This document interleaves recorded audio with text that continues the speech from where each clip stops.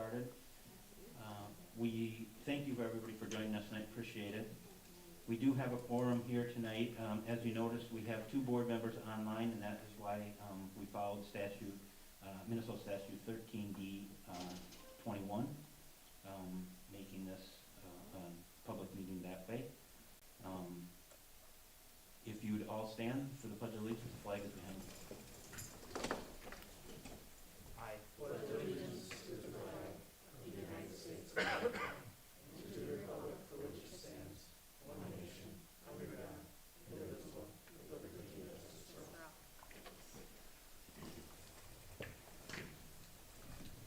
Do we have a motion to approve the agenda as presented? So moved. Thanks, Zach. And a second? Second. Thanks, Angie. Any discussion, any changes anybody like to make to the agenda? Hearing none, I'll take a roll call vote, and I'm just going to start to my right and go around. Angie. Aye. Mark. Aye. Zach. Aye. Amy. Aye. Steve. Aye. And Brandon.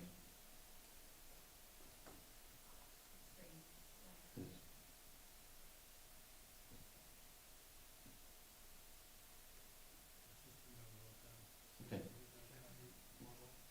One no vote. So we're asking for the approval of the agenda, and we have 6 members. Brandon, approval of the agenda. Aye. Thank you, and the motion carries. And we are on to communication items.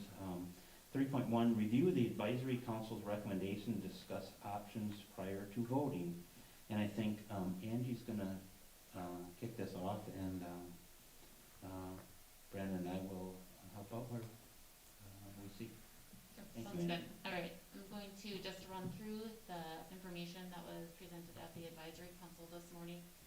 In everyone's packet, there is a kind of a cover page that indicates the different parts. I'm gonna just start with what the votes were and then kind of go through some of the information on how we got to that page. So one of the things you're gonna notice first of all is that preschool is separated out this evening. That's not something we've seen before. And we'll talk about the reason why behind that. But there was a unanimous discussion and vote to keep preschool in-person learning through K through 6 and maybe just one, I think, variation of K through 4. 12 people voted in person for those ages, and 10 people voted to keep those ages hybrid. And then 7 through 12 was a vast majority to remain hybrid. There was a lot of discussion that you see noted on the side there about the possibility of taking a week following the Thanksgiving break and using that as a week of possible flex learning for students and families if possibly they were traveling over the holiday.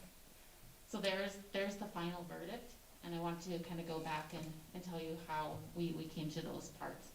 So starting with the preschool and the community ed, there was discussion and things brought forward from Jenny Carrier to understand that if we remove preschool and those students essentially that come to us for preschool would come to us then in a daycare setting.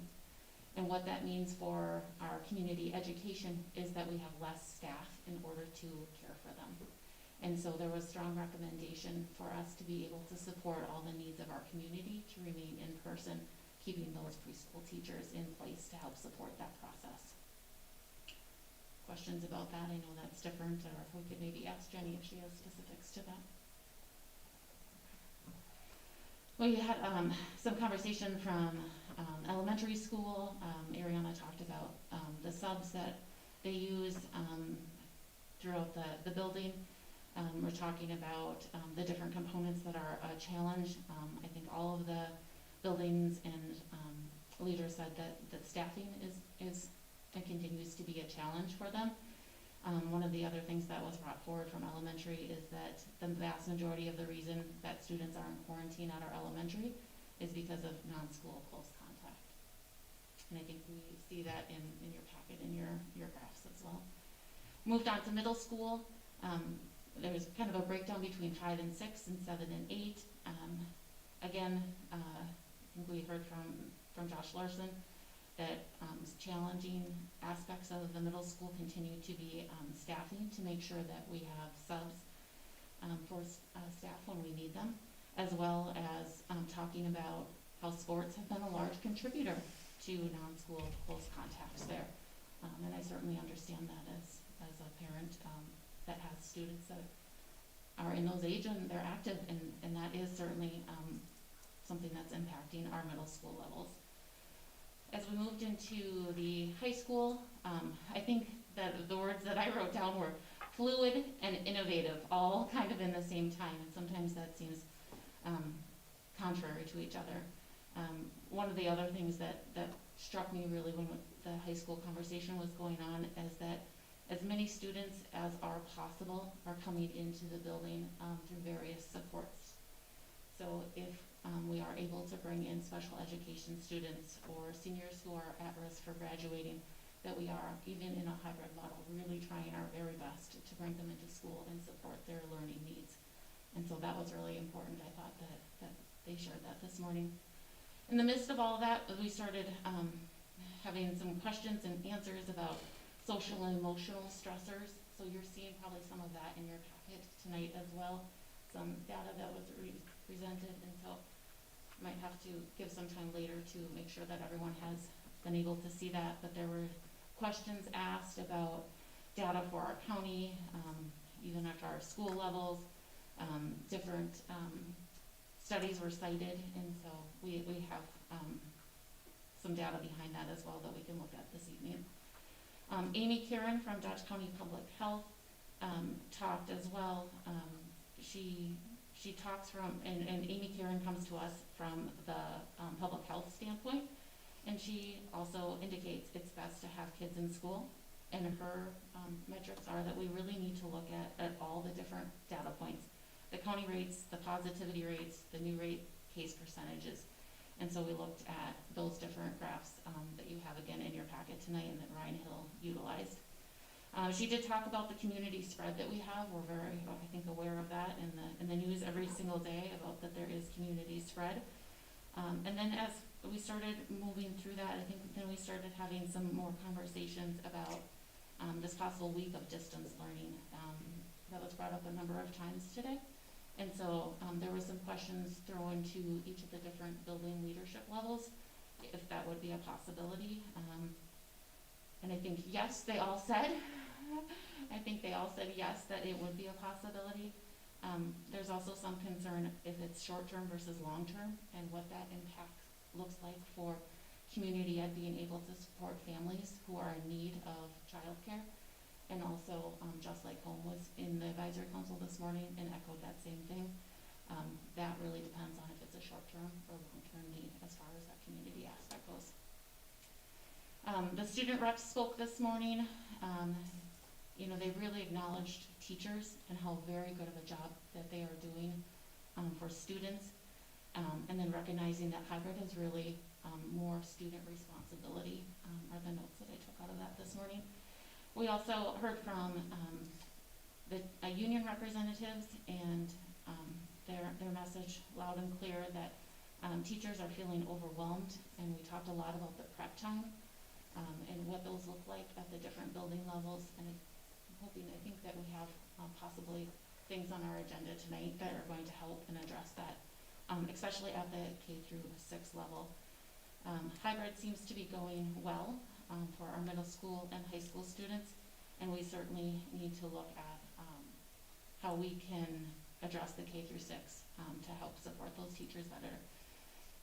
One of the things that I think also came out of that conversation too is there is certainly a challenge when students are in a hybrid model to set up one-on-one time with students, either because students are in class or because of family availability to be able to meet during the time when the teachers have available. And so, again, part of that maybe fluid and innovative process that was mentioned earlier. Angie, if we can just step in just for a second. You touched on that a little bit, and I know that from the staffing perspective, that was one of the biggest concern that came out of this morning's was really the staff being overwhelmed and not having that prep time to work through exactly what Angie was talking about and working with both those distance learners and students in the classroom. And subsequently to this morning's meeting, I know there was communication between Superintendent Matuska and our KMEM reps that are here tonight. And maybe Mr. Matuska can talk through that a little bit. I think they had some information that you will be seeing later, assuming we stay in the same models, that will alleviate some of that. But I'll let Superintendent Matuska talk to that. Yeah, thanks. This is probably a great opportunity for it. I actually got invited by Ariana over to the elementary school here not too long ago and had a chance to talk to a number of our teachers over at the elementary school. And I even contacted one by email afterwards that I wasn't able to stop in her classroom. I just said, hey, what's going down? And that's Nancy Wolf. And the one thing that was pretty clear to me was that the K-4 staff really are going above and beyond some of the expectations, especially with the recess hours. I think Amy's mentioned that as well. What they've been doing in and out of the classroom, subbing inside for each other. I know the same is true, and Aaron brought it up at the meeting today, how many teachers even, in the middle school are subbing throughout the day for each other, just trying to cover, because we all know substitute teachers are short. And we all know the emails I get from parents throughout the district are so positive about the things that are going on in the classroom. But I think the load's getting pretty heavy.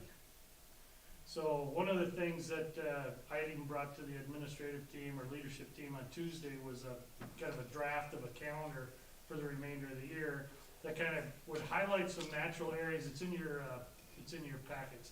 But it highlighted some areas throughout the year that would be some natural breaks in the calendar. It took a look at our PLC time, where we already have students that might not be in for a morning while we're doing our PLC time or PLC time in the afternoon.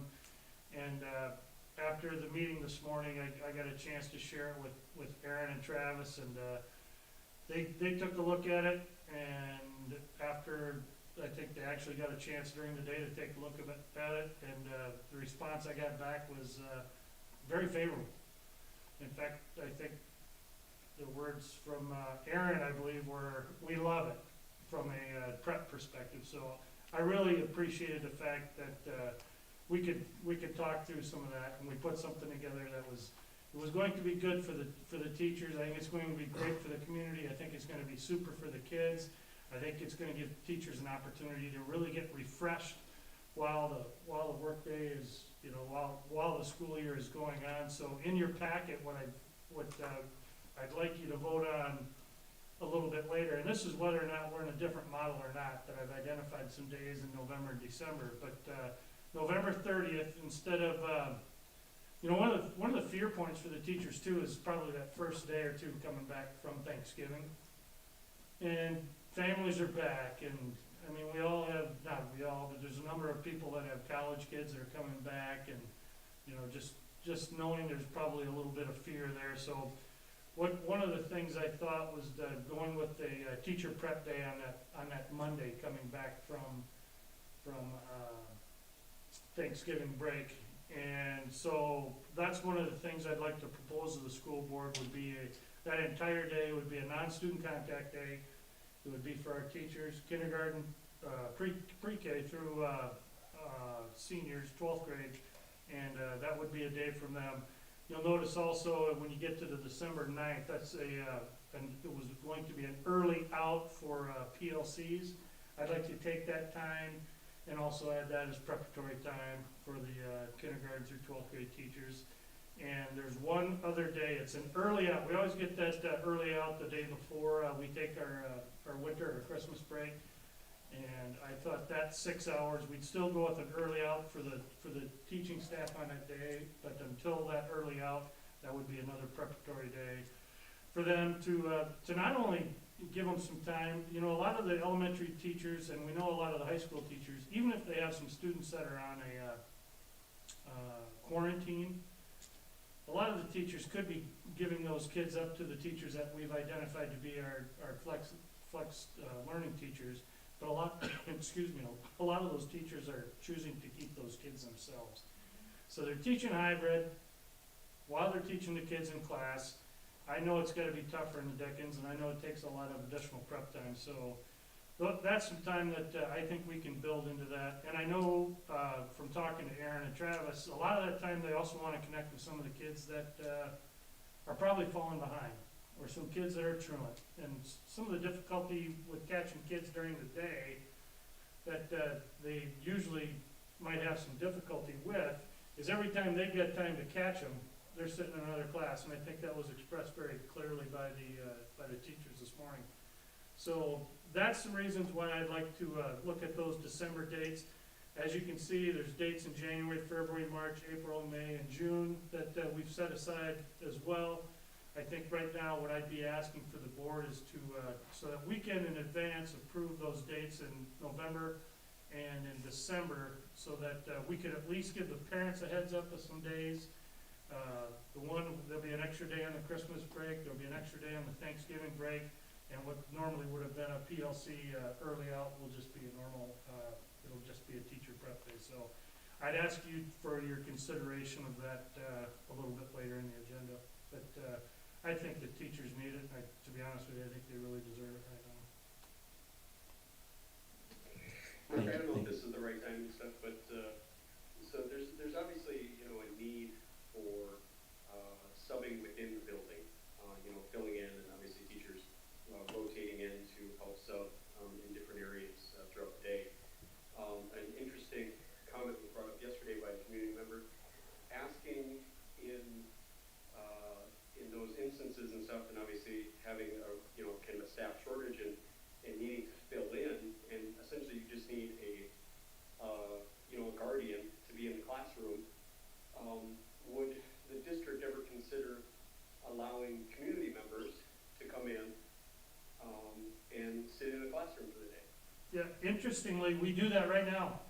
So we've got, as some of you know, we've got some teachers that are compromised so that they aren't able to be in the school during the day. So we have hired some people, we call them classroom supervisors, and they're able to be in that classroom while the teacher's actually teaching from home while the kids are in school. And it's worked out very well. We're planning to do another one of those in the 5th grade here coming up very soon, both short-term and long-term. So there's a number of those happening. I know there's a school board member here today that's been asked to kind of be a backup in case somebody goes down that's helping to build the house, and I know, he's not qualified for much, but we know he's willing to do that, and we appreciate that. So utilizing community members who want to be part of the answer or the solution to some of these issues is something that we're counting on. And I think we're always looking for new and additional, not just those people, we're always looking for new bus drivers, we're always looking for new sub-teachers, we're always looking for people that can fill in any place. I even think Tahoe's struggling right now with some of their staff. So, and it's not just Katz and Manorville where that's happening, it's happening in every district in the state of Minnesota. Mark, Well, so it's so interesting, such a great community service to, knowing on a day off or whatever else, to be willing to come in and sit in the classroom. That's just, especially during a time like this, is the thought is just outstanding. What would it take for a community member, or what steps need to happen for something like that if someone was interested? I appreciate you asking that question, Brandon, because I was about to ask a follow-up with that process of having to get that background check in place and whatnot. Are we worried that with the current state of things, would that be a problem to push those through? Well, we only can get the background check as quickly as they'll produce it. And the process I would take would be to call Ben in the district office. He'd get a hold of Jody Torkelson, and Jody runs that, they get the background check. To be honest with you, it's a lot quicker than it was 10 years ago, so it really doesn't take that long because I think everybody realizes what a priority it is. So if you know people in the community that have some skills, and we know Mark Torkelson's got a lot of skills in building a home, he's a perfect guy to be in there to try to help in case we have. So we talk about redundancy plans all the time, and I hope everybody's got a little bit of a redundancy plan for what might happen if you're not here. So thanks for bringing that up, Brandon. Excuse me. Thank you, Mr. Matuska. Angie, sorry to interrupt that. I just thought it was a good opportunity to do that, so. Actually, I think we were wrapped up there. We keep going. Okay. So, board members, any questions you have for us from this morning? Go ahead. I need some clarification on the hybrid model, since I don't have anything in front of me that states what that looks like. If the elementary, because I noticed some people are in favor, what would that elementary hybrid model look like? Is that what we're doing in the high school where it's 50% in, 50% out? Or is it a different model that we can talk about right now? I think it'd be a good opportunity for our building principals to express a little bit about what they shared this morning about what a hybrid model would look like at the elementary school and what a hybrid model might look in 5th and 6th grade, because we're already in that model at 7th and 8th grade, so. Ariana, you wanna kick that off? Sure. So, the plan that we have written into our return to school plan is that same KKMM that we saw at the high school, however, and 7th and 8th. However, probably 3-4 weeks ago, as an administrative team, we were talking about, and have continually talked about the need to, try to bring as many students, in person as possible in a hybrid model. And so that caused me to go back to the drawing board and look at a different, way of approaching our hybrid so that we could bring as many students back as possible in, and still meet those expectations of 6 feet social distance at all times. And so that's the task that I have been working on, our hybrid team at the building met a couple of days ago just to talk through that, that newer model. So it's pretty fresh and still being worked out, but our goal would be to have students in person rather than 50% of the time. Our goal would be to have them in 75% of the time. So breaking students into 4 groups rather than 2, and having 1 group out at a time, for a slightly longer stay, so instead of 2 days, 4 days. So just working through kind of a plan around that and finalizing that. At the middle school level, it's very similar to what Ms. Wright had just spoke about. Right now, currently, we've got our KKMM. At the middle school, we go KA, KB, MA, and B. And so we'd be working to ensure that 75% of our students can be in person, with that 25% being at home for 4 days, and then obviously attending school 12 days, and so forth.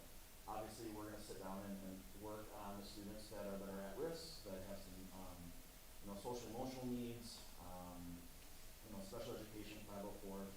We certainly want to make sure that we're providing them the opportunities to attend daily. And the other thing that I talked about today is we can do some, there's some internal transitions that we could possibly do as well. And still, have maybe an additional teacher, but have the space to accommodate all those. So right now, my 5th grade can be in person all the time because we've got enough space. That's just kind of how the numbers kind of lay out.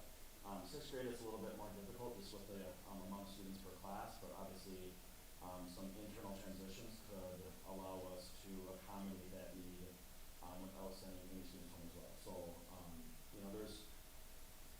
there's definitely the planning in place, but it's ultimately what's decided tonight, and then we'll move from there. So. And similarly, I appreciate that you talked about 5th grade.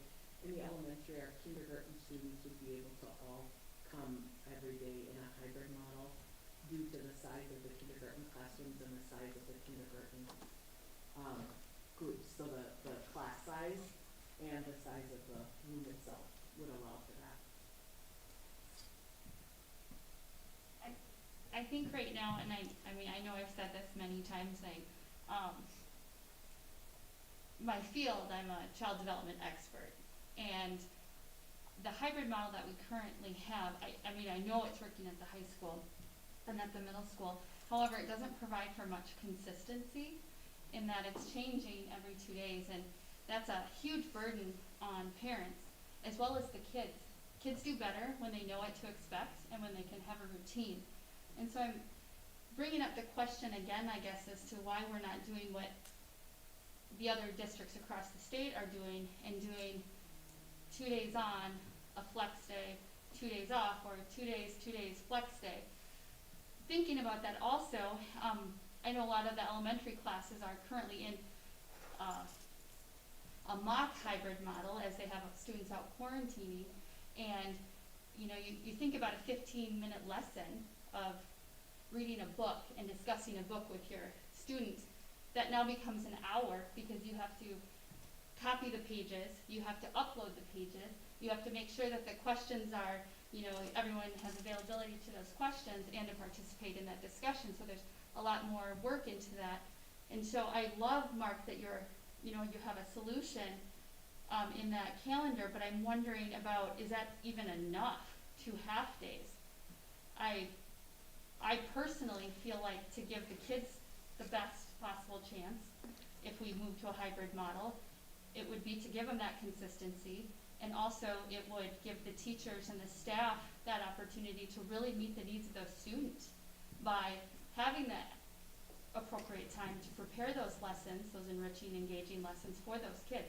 Because it's not like it was in the spring. We were just surviving.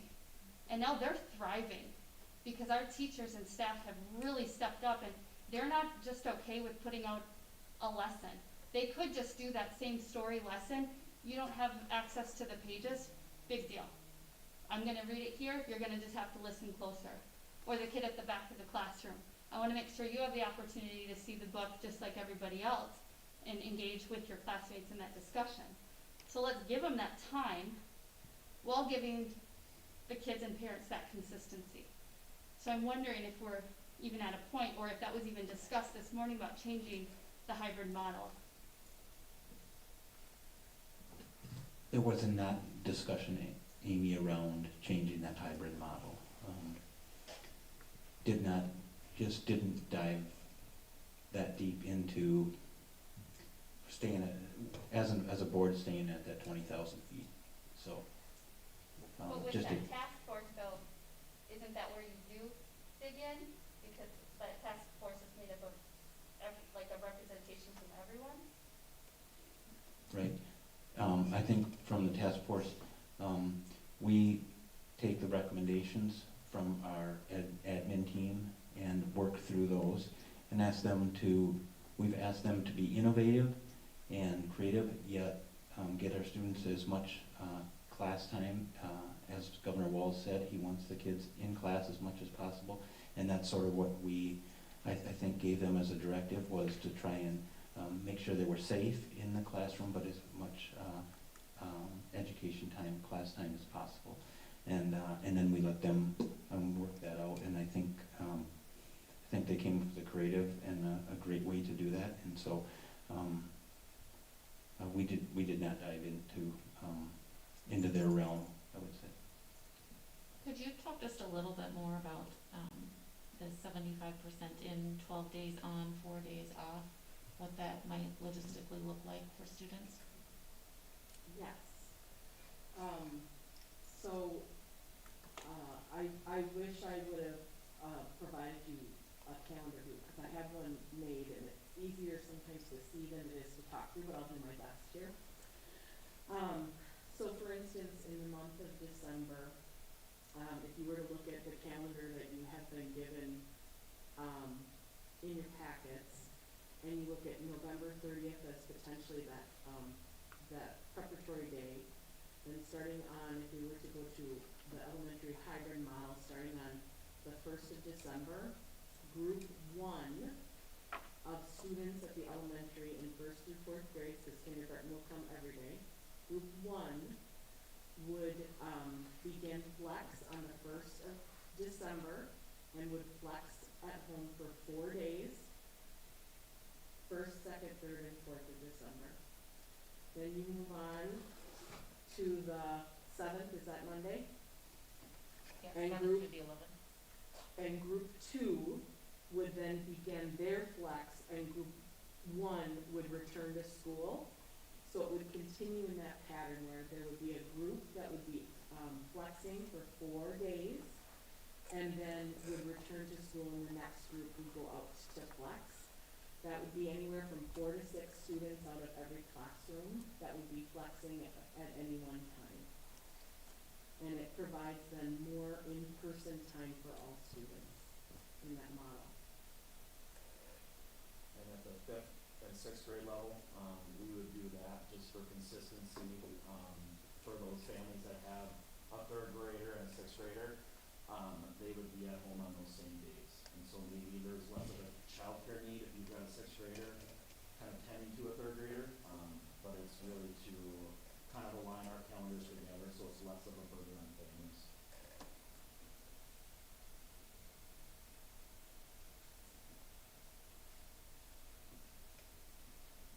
Other questions online? Brandon, Steve, don't want to miss you. I know Amy's, online as well, so I don't know if Amy has any comments she wanted to make. Amy Karen, you're certainly welcome. Any comments for the board? Yeah, sure. Just wanted to give you a little info coming from my perspective as a healthcare person. I am not here to argue that kids do learn best in person. I understand that. I'm going to come purely from a health perspective. And just to kind of, I'm sure you've seen what our stats have been doing here. The month of October, we had consistently rose in our new positive cases in Dodge County. Dodge County is not unique. This is happening in our region and across the state. But the last 2 weeks, seen quite a spike in cases, in new positive cases. In fact, over the last 2 weeks, we've doubled our new cases per week. So we've doubled those numbers. Along with that, we've had more hospitalizations. And then also what we do our own, we do most of our own case and trace investigation. We early on, Dodge County and Steele County, we were trained and follow all the MDH protocols and work with them in tandem on that. What we're finding is we have widespread community spread right now. We always have had some community spread, but at this point, feeling like it's fairly out of control right now. And I can just give you one example just with our case and trace investigation. We have so many positive cases that we're not able to handle those ourselves, all of them. So we handle as many as we can a day, and then it goes off to our regional model. And in model, a person from MDH or somebody they're contracted with will pick those cases up. So prior to a couple weeks ago, when we were notified of a positive case, we were able to contact that case that day. We are now 3 to 4 days out. So we're not even able to contact those positive cases right away, which means we're not even getting to those close contacts and getting those people quarantined. So our system is overwhelmed right now. That's the best way to put it. With that being said, of course that jacks up our county rate. I mean, we're projecting 110 per 10,000 from November 1st to November 14th, and that will be those specimen collection dates. With that, Minnesota's testing about 50,000 people a day right now. We're testing quite a few people right now. But the positivity rate is going up at the same time, which is also a red flag for us. So we take all those into consideration, looking at schools and learning models, but also what's happening in the building. And I know Mr. Matuska will have, I don't know what's in your packet, but I'm sure he has those numbers for you as far as what cases have been kind of associated with school. I'm certainly not here to argue anything that, learning is best in person. I grew up superintendent in the house. I'm all about public schools. I'm all about kids being in school. But like I said, purely from a health standpoint, I did make the recommendation at the advisory committee today that we should go to hybrid K through 6 and really think hard about taking that week off after Thanksgiving. We know the executive orders are out there that people aren't supposed to get together for the holidays. I'm sure people are going to get together over the holidays. Hopefully it's smaller, but I just can't see people just only staying in their own households and everybody abiding by that. So those are the recommendations I made, is hybrid K through 12, and then trying to take a distance learning week that week after. Now, the question has been posed to me, is that going to work? Is that even going to make a difference? I don't know that for sure. So I can't tell you, I can say a lot of schools, many of our area schools are taking the stance as far as taking a week or even 2 weeks after Thanksgiving, and they're thinking about it after Christmas. They don't know if it's going to work for sure. But at this point, we feel like we need to do something to the community spread. So that's just kind of my take coming from a health perspective.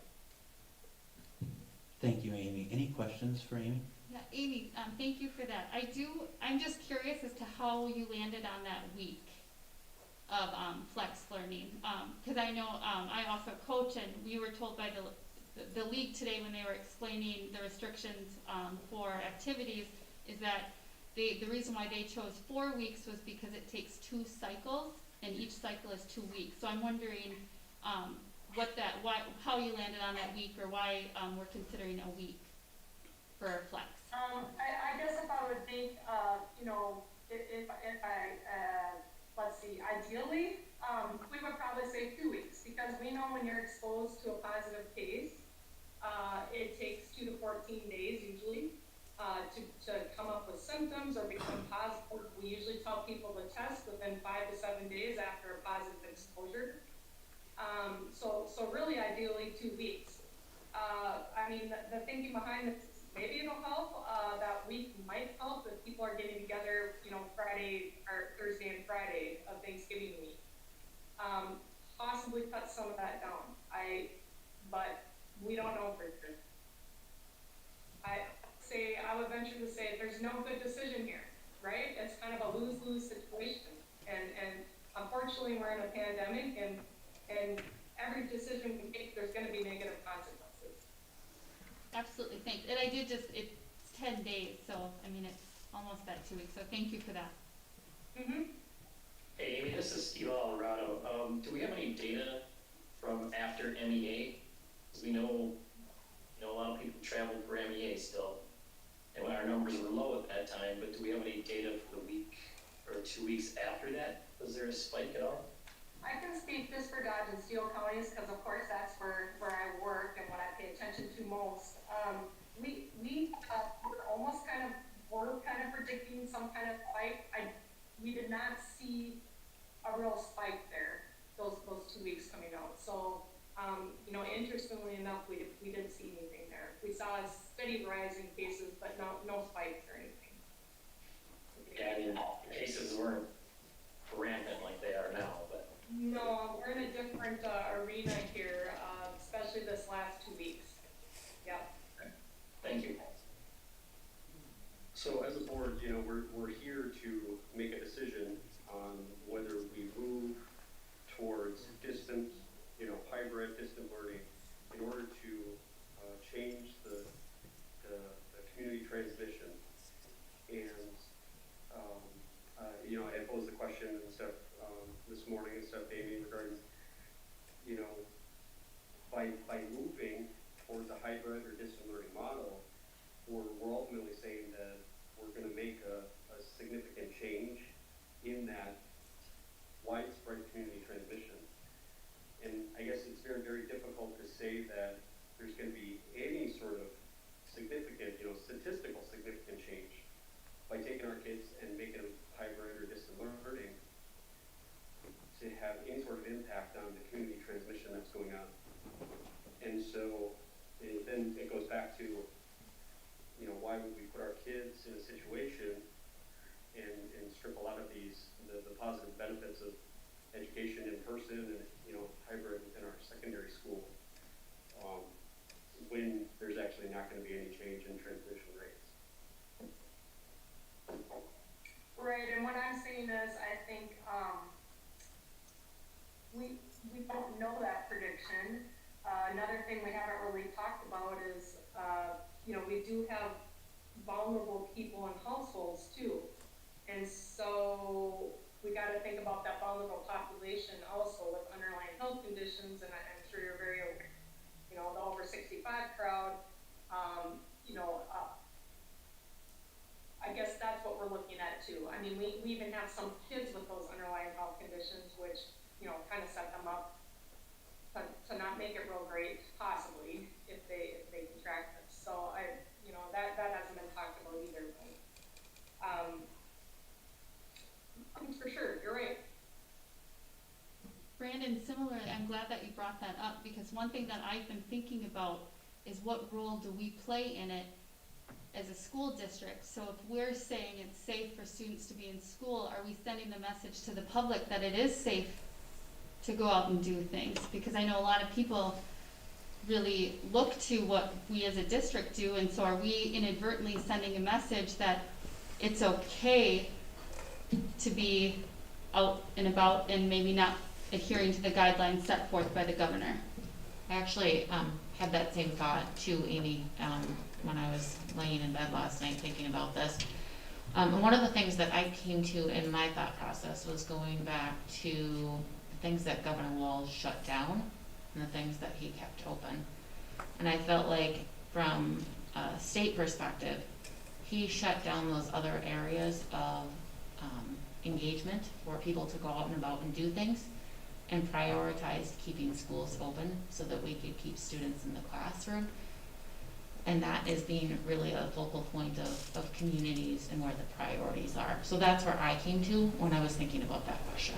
And I can understand that, but if he also shut down restaurants, yet we're saying, you know, it's not okay for us to be out in a restaurant eating, sharing a meal, but we can have children in a classroom without masks on, sharing 2.5 meals a day, as one of them is typically a snack. So that, you know, I mean, what's the difference between that and having my family go sit in a restaurant? Yeah. My only thought on that is I did watch Governor Walz, the recording today a couple times, and if you want, go to about 28 minutes, right at 28 minutes in the video, and watch that where he talks specifically about we're doing things to try and keep kids in school. So if you want to see that, it is out there. I think that was, to me, that was his focus, shutting things down to make sure that we do what's good for families, he said, and to keep kids in school. Was my takeaway. I paraphrase a little bit, but that's pretty close to what he said. I'm sorry, Brandon, go ahead. No, I'm.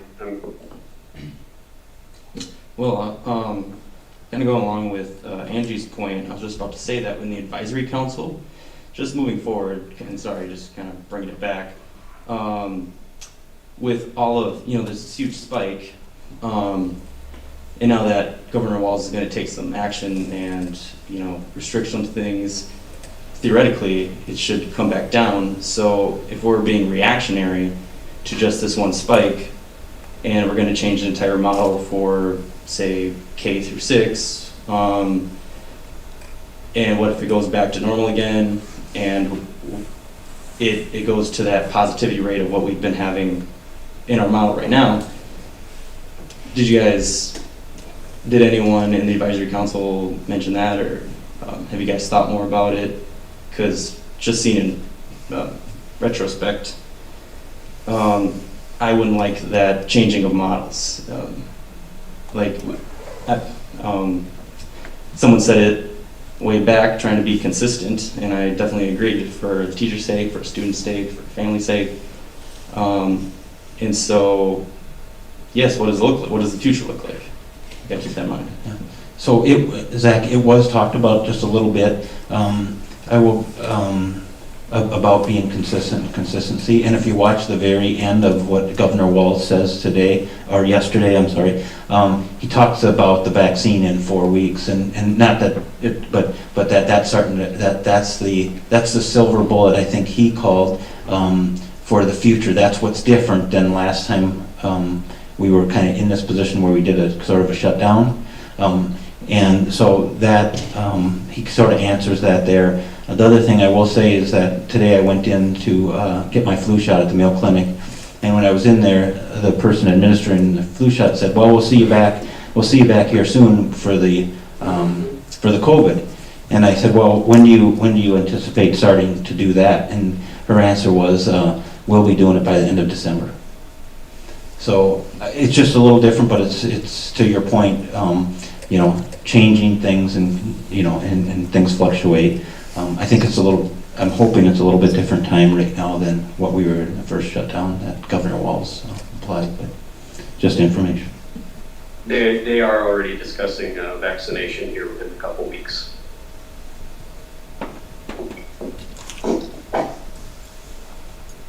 One of the things that was brought up continuously this morning too in different aspects, and I think we even heard it from our middle school PLC earlier this week, was the social emotional health of the students and even staff as well, when talking about prep time and staff feeling overwhelmed.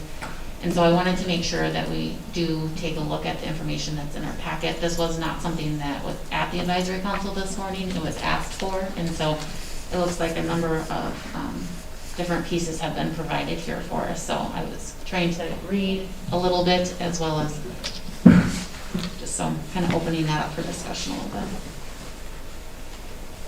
I would just like to thank the principals and all the counselors for putting that data together from the time we met this morning until this afternoon, and I think they did a nice quality job, and I think there's some great information there. If you have not had a chance to peruse that yet, I think it brings up that other aspect, and that's the number of kids that, not just the number of kids, I'd say the number of families that are struggling with issues with related to COVID, whether that's a job loss, whether that's a family relatives that may be sick or they've lost, kids not being in school, kids making some dangerous decisions when they're not in school. So I think there's a lot of data in there that would let you know that it's a pretty tough time for some kids right now, and a lot of adults that are in our community.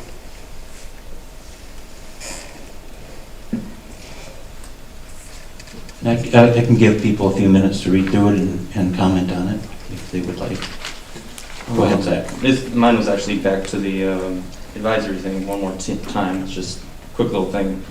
Was kind of confused me at first, but now I think I figured it out. Was for Mr. Larson, you chose the hybrid for 5 and 6. Was there any discussion, or was that just when you voted, you decided to make that little change? Because I don't see it anywhere else. I would have figured maybe some other people would have. Yeah, so for me, it's that social distancing piece. You know, it's something that as we work to offer the safest environment for our kids, 5th grade I can guarantee that, 6th grade I always can't. And so, obviously we've got a number of students quarantining or out just because of regular illness, but I have to plan on the day that everyone's there. And so, while that hasn't happened it hasn't happened in a while, if everyone's there, then I can't strictly enforce that 6 feet. And so, for me, in providing those safety regulations for our kids, that's one area as to why I moved more of that 6th grade piece to ensure that we've got 6 feet across the board, 5 to 8.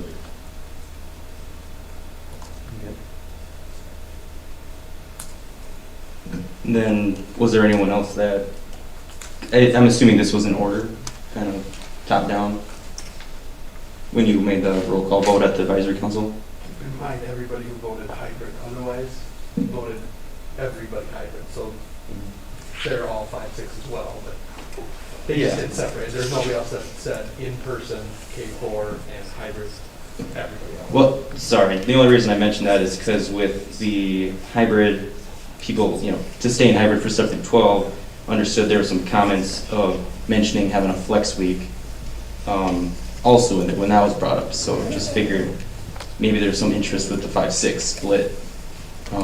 Because if there's only one, Mr. Larson went for that, no one else felt that was necessary, then that's important to understand for me. I guess it never came up and was never discussed. Okay. It's just in the vote. Any other things, Steve, Brandon, I don't want to leave you out there. No, for me, I don't know that, that the district's really gonna have much impact on, the positivity rates out in the community. No matter what we do. It's not a huge number of people going out into the community, right? But for me, I'm thinking more along the lines of what can we keep it as a sustainable model the longest so that we keep the anxiety from possible changes from happening less often, So for me, I know that Jenny's been doing a fantastic job, so she's been the one doing this the longest, so I'm perfectly okay with PK in person. They've demonstrated they can do it, and I'm okay with that. For the rest, I really feel that hybrid is probably the best way to go for us right now, just because it's the most sustainable that we can keep for the longest until our pie in the sky vaccines start coming, or the cases go down, or whatever happens health-wise. That's my thought process on this. And I do like the idea of having that week after Thanksgiving as a flex to kind of allow a cooling off period for people that do decide to travel, because I've heard it out in the community, and I was standing in line at the grocery store in Rochester the other day and heard people just, I don't care what they say, I'm going to grandma's house, So we know it's going to happen, and I kind of like that cooling off period the week after.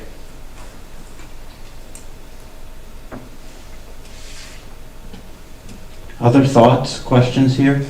I guess, how's the board, are we feeling individually? How we're feeling, how long this is going to last, essentially. We mentioned if hybrid's being if everyone else is kind of feeling if hybrid's going to be the longer term sustainable one. Not implying that for you guys, just as an example, that would kind of determine my vote for certain changes. Any thoughts on your guys' part? Zach, I just want to share something. Today I listened to a podcast put on by Mayo Clinic, and their guest speaker was a doctor named Gregory Poland, and just read a little bit of his bio. He's an American physician and vaccinologist. He's also the professor at Mary Lowell Leary Professor. He's a professor of medicine there at Mayo Clinic. He's also the editor-in-chief medical journal Vaccine, and he's the director of Mayo Clinic's Vaccine Research Group. Now, they had some good questions for him, but he confidently said that our children belong in school, especially the younger ones. So that's some information that I got today, so thank you. I did share with some people on the way in that this afternoon on NBC News, CDC Director Robert Redfield was on there, and he was talking about much the same and saying that he believes kids should be in school, and he said one of his exact quotes was, "School's among the safest places to be." There was some discussion this morning about that, is it better to have kids in school with structure where what they're wearing masks and how they're behaving, or is it safer to have them distance and not have the structure and not have any control over what they're doing? So that was brought up and discussed a number of times this morning.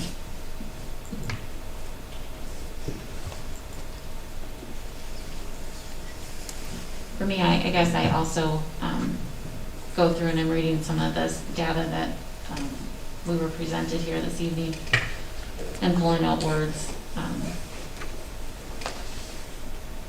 like anxiety and what this is going to mean for students long term. And I wasn't aware that when some of the services were stopped in March when they spoke to Min Prairie being closed, and those services, the lag that it's taken to get students reconnected to services. I guess I'm a little surprised, especially with the ongoing pandemic, that wasn't something that was, instead of a lag, accelerated, because we knew that would be a major concern for children and families. And so, for me, this is a really important area to make sure that we can provide for our students. And what is the best place for them is that in-person, full-time. My heart tells me that that's the right place for them at this time. And if we need to continue to reevaluate, then I think that's our job to do that. But we're here to try to do what's best for kids. And I think everything that we're seeing when American College of Pediatrics is saying, you know, the children are not the super spreaders, or that these are the safest places that we can put kids, then that leads me to believe that maybe our children, especially our youngest learners, should be in school, in person, full time. I appreciate that comment, Angie, and you know, with my job as well, I do see a significant increase in the number of mental health issues that are arising. At the same time, I live with an elementary school teacher and friends with elementary school teachers, and just talking to them, and I was told, and this shocked me, and it made me feel both sad and happy at the same time, because a teacher was talking about how a kid had to go home and quarantine, and so they pop online the next day, and the whole class was so excited to see that, you know, you would have thought that they hadn't seen this kid in weeks, but really they saw him in the classroom, or her in the classroom the day before. And then all the kids that were flex learning were, hey, welcome to the club, and you know, how long are you in for? I get off in 2 days, and kind of thing. And they were laughing about it, and that's great. It's sad that that's what it's come to, but it's also so great because kids, especially those younger kids, are so resilient. And even with the kids that I work with who are coming and going through horrific chemo treatments and, you know, amputations and just these horrible diseases that you would think wreck them, what do we do all day? What do I have the privilege to do with them all day? We play, because they are resilient.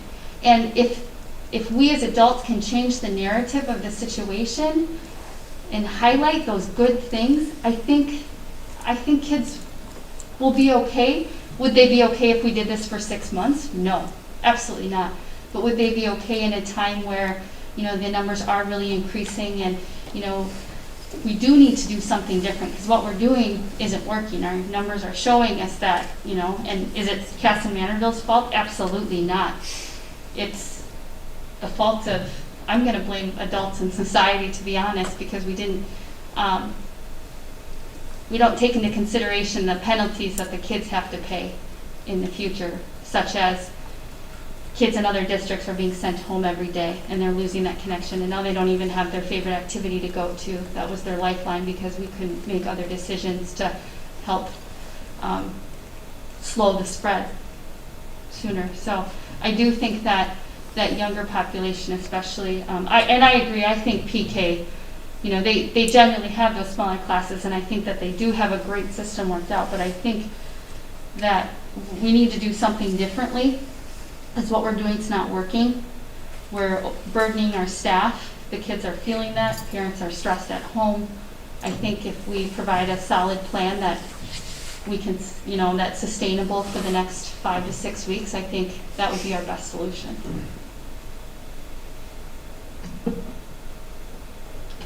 So Amy, on that, are you, so you read the tentative draft of the extra prep time here? Are you saying that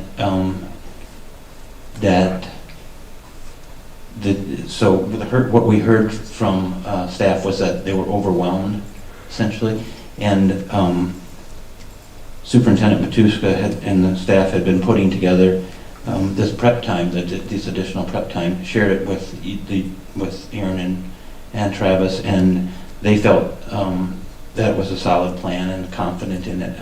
Are you saying that you don't feel as confident in this plan? No, I didn't say that at all. What I'm saying is that I guess that I would support hybrid. Would I like our hybrid to look like the hybrids in all the other districts because I think that's what's best? Yes. But I still think hybrid is probably the best way to go K-12. Thank you. Anything else before we vote here? Okay. So this is going to be a roll call vote, and again, I will,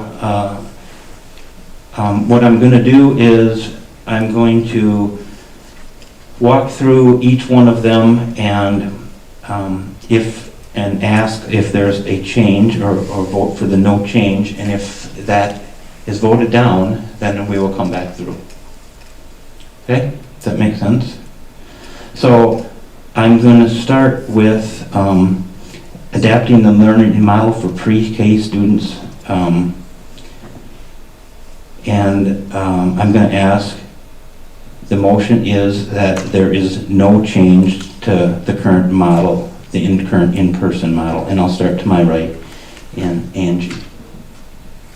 Are you looking for You a need a second? motion. Oh, I'm sorry, I'm sorry. I will make the motion that we approve the learning model determined for the preschool students for no change in the preschool students. And I will second that. thank you. And then I will start to my right for a roll call vote, yay or nay. Yay. Thank you, Angie. And Mark? Yay. Thank you, Mark. And I'll go over to Zach. Yay. Thank you, Zach. And Amy? Yay. Thank you, Amy. And I'll go on the phone, or on the video, and I'll go to Brandon. Brandon? Yay. Thank you, Brandon. And Steve? Yay. Thank you, Steve. And myself, I'll vote yay. And that is the roll call vote, and that is approved. That motion is approved. So I will move on to the next one. I will make a motion to approve the learning model, approving the learning model determination for elementary K through 6 as no change in person. Do I have a second for that? I second that. Thank you, Angie. And now we'll go to the roll call vote, and I'll go again to my right. Angie, yay or nay? Yay. Thank you, Angie. And I'll move to Mark. Yay. Thank you, Mark. Zach? Did you say this was just for K through 6, not if it's a type of model? K through 6, no change. No change? Okay. Yay. Thank you, Zach. Amy? Absolutely nay. Nay. Thank you, Amy. And I'll move to Brandon. Brandon, yay or nay? Yay. Thank you, Brandon. Steve? Nay. Thank you, Steve. And Kent, yay. The motion passes to keep the learning model same there. And we will move to the learning model, I will make the motion to determine the learning model for secondary 7 through 12 at no change in hybrid. Do I have a second for that motion? I'll make a second on that motion. Thank you, Angie. And again, we're going to a roll call vote. I'll move to my right. Angie. Yay. Thank you, Angie. Mark? Yay. Thank you, Mark. Zach? Yay. Thank you, Zach. Amy? I just want to clarify that this has nothing to do with the flex week. That's Right. yay. Thank you, Amy. And we'll move to the video and Brandon. Yay. Thank you, Brandon. And Steve? Yay. Thank you, Steve. Kent is a yay. So we approved the no change in the learning model at the high school. With that, I will entertain any other motions that you have.